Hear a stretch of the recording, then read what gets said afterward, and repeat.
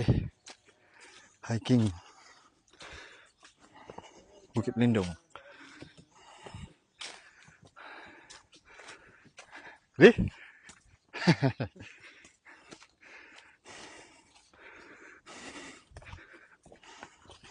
Dia cari waterfall pergi waterfall ke ni?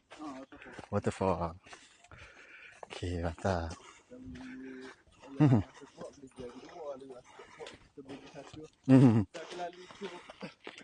Kebun durian.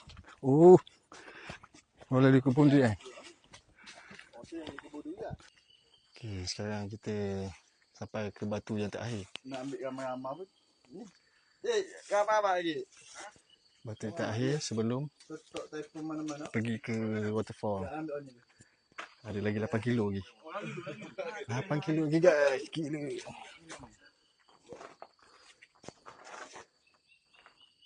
Tiga titik belakang.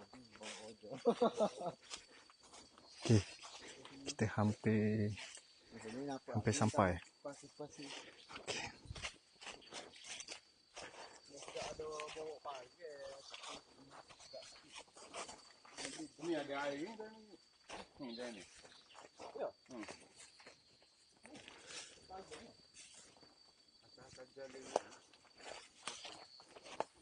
Okay, kita dah sampai dah.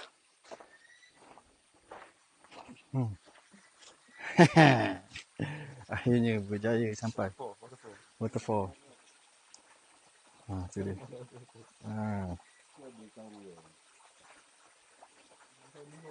Sampai dah akhirnya. Waterfall apa ni dipanggil ni? Brothers Trail.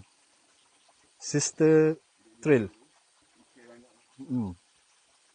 Ada trail lagi di dalam. Tapi naik sini kot.